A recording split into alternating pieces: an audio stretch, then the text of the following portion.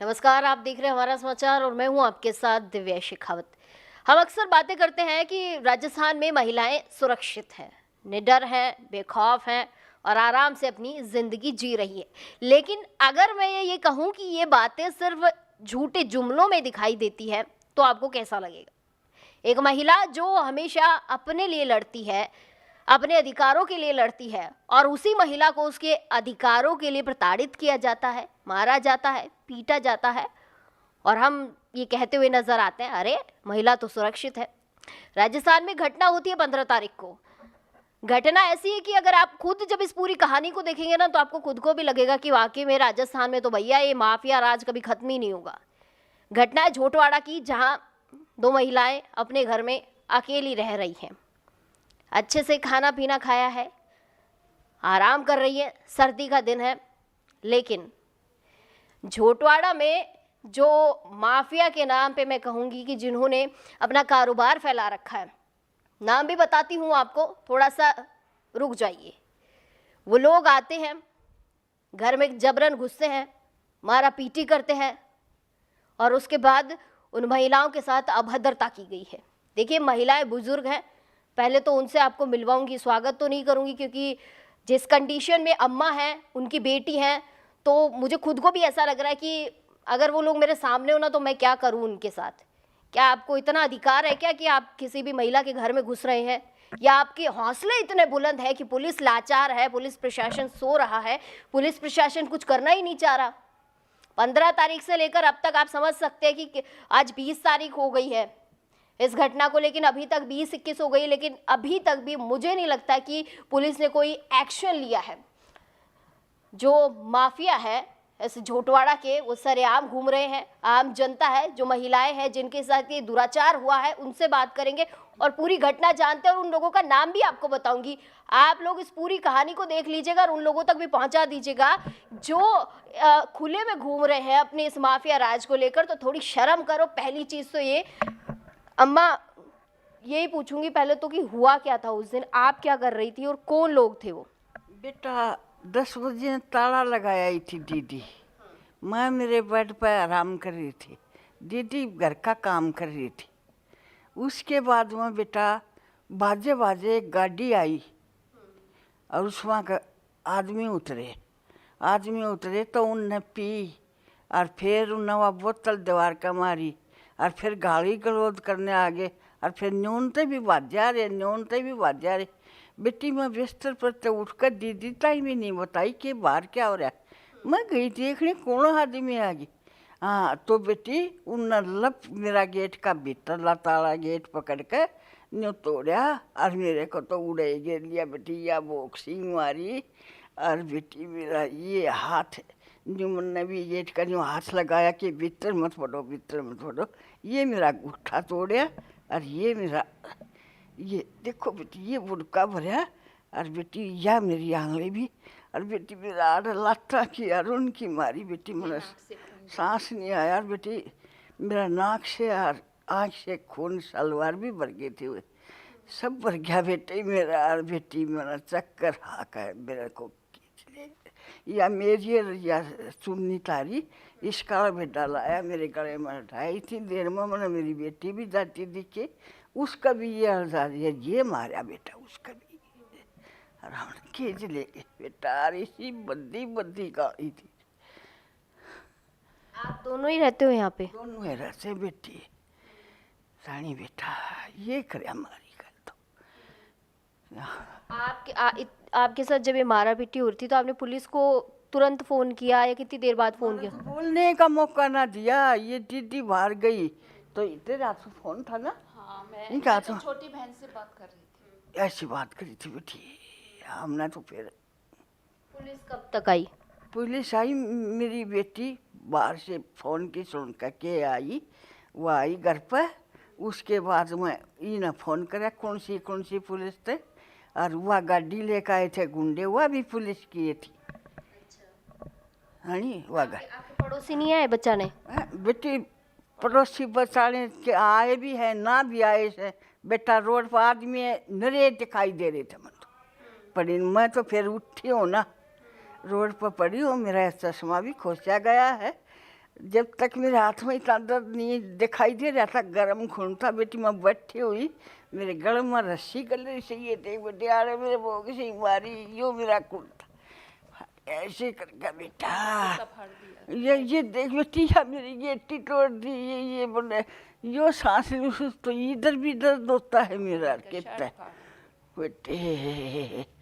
राम हे भगवान बेटी, एक्सर्विसमैन की औरत तुम बेटी, मैं कहता हूँ फौज में था बेटी। मैं आपको दिखाना चाहूँगी कि ये अम्मा को जिस तरीके से मारा गया है, पीटा गया है, मैं कैमरा सहयोगी को कहूँगी ज़रा पास करके दिखाइए। देखिए आँख पे किस तरीके से चोट पहुंचाई गई है। ये निर्दयता कहूँ, क्या क्या बोलूँ मैं इस चीज़ को कि मानवता, कहाँ मानवता की बात करते हैं हम।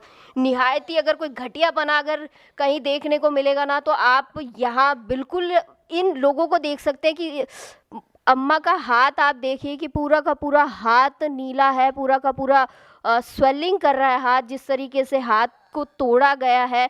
बहुत ही घटियापना, बहुत ही गंदी बर्बरता दिखाई गई है। महिलाओं के साथ जो दुराचार किया गया है यहाँ पे कहीं ना कहीं अमानवीय है। आप कौन थे, आपको पता है कौन लोग थे वो? बेटा वे लोग, मैं मोहन सिंह कौन सा उसका बेटे थे, एक दो और थे और उसके परिचय थे, और बेटा ये पड़ोसी थे, सामने वाला वो अंदरजीत था, और बेटी ये गोपाल और जगदीश उनका भांजा देवंदर, ये बेटा सब थे इधर के। रोड पर मैंने दिखाई इतने दे रहे थे जैसे इनको जैसे खींच के ले गए जेंट्स लोग। फिर मेरी आँख उगड़ी, हाँ तो बेटा मैं सह सारा लेकर बैठी हुई, तो मेरी चप्पल उधर पड़ी है, मेरी लुगड़ी इधर रह बेटा। मैं करी मेरा सर उगाड़ा पाया मैंने, मैं करी मेरी लुगड़ी कहाँ, लुगड़ी कहाँ बेटी। भगवान बढ़िया, बाबा श्याम जी बढ़िया बेटी। मैं बैठी हुई तो मैंने देखा तो मेरी बेटी भी पड़ी है, उसकी भी चप्पल पड़ी है। हे राम क्या है, तो बेटी तो ऐसे कहते सुनते हैं मैंने कि देखो मरला से ऐसा जुल्म तो मत करो, ऐसे तो नहीं होने देंगे, ऐसे तो नहीं होने देंगे। एक औरत हुआ कह रही देखो बूढ़ी माता जी ऐसे क्यों करया। ऐसे करते करते बेटी सुने मैं खड़ी हुई बेटा, मेरे भीतर आई, मैं चक्कर आकर फिर दर पड़ गई, बेहोश हो गई बेटा। मैं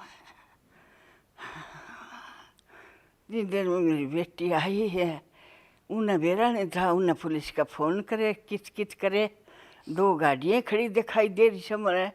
उसके बाद में बेटा मेरे को बोला चलो थाना चलो, उड़े बैठाई रखी, फिर कनौटिया हॉस्पिटल ले गए। हाँ वह बेचारे डॉक्टर देख रहे से मेरा कड़वा मुंह होता रहा, मुंह माँ का खून आ रहे हैं, तो डॉक्टर करे माता जी किसने आपका हाथ पकड़ लिया, वो तो बचेगा नहीं। कौन सा डॉक्टर के पास ले जाए, ऐसे करोड़िया हॉस्पिटल में वही कहे माता जी उन्हें जुल्म करया। बेटे मैं क्यों कर रहा हूँ, मेरे बाल।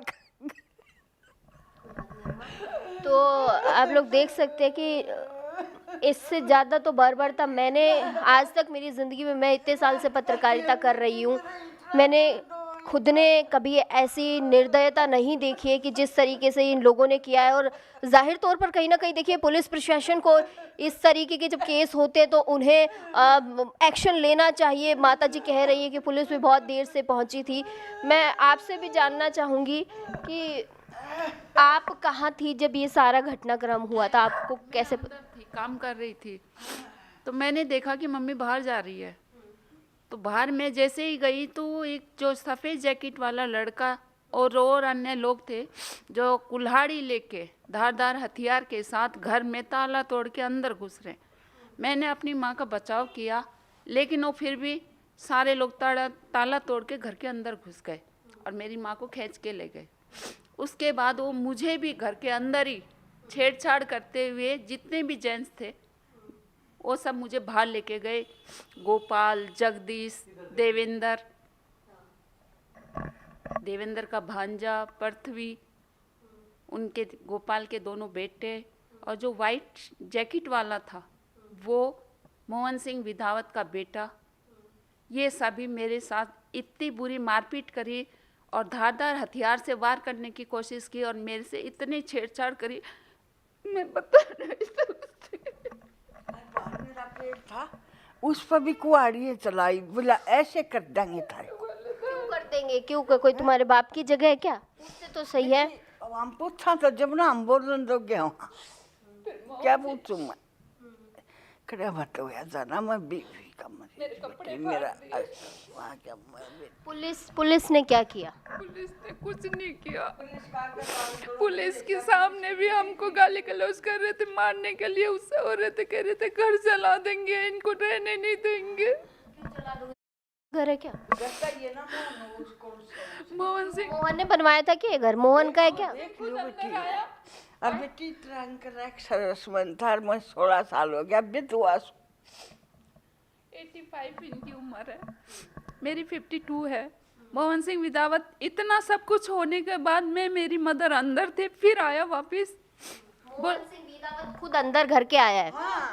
वो बोला ये हाथ जोड़ता हूँ, घर खाली करके चले जाओ, नहीं तो ये तो अभी ट्रेलर दिखाया है, पिक्चर तो अभी बाकी है। तो पिक्चर दिखा देता, पहले ट्रेलर बाद में देख लेते हम। दिखाने लग रहा बेटा, पिक्चर तो दिखाओ सो। प्यार के साथ उन्होंने कहा देखो वो जो पेड़ पे हमने वार किया ना वैसे ही काट देंगे।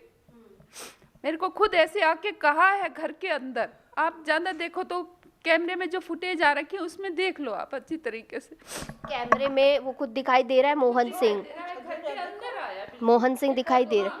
वो वीडियो दिखाइए जरा एक बार, हम दर्शकों को दिखाएंगे कि किस तरीके से हौसले बुलंद, देख लीजिए मोहन सिंह बीदावत का बार बार जिक्र किया जा रहा है। टच किया उन लोगों ने, जितने भी जेंट्स थे, जेंट्स ने मुझ पे हमला किया है, टच कर रहे हैं मुझे बुरी तरीके से। मैं बता नहीं सकती।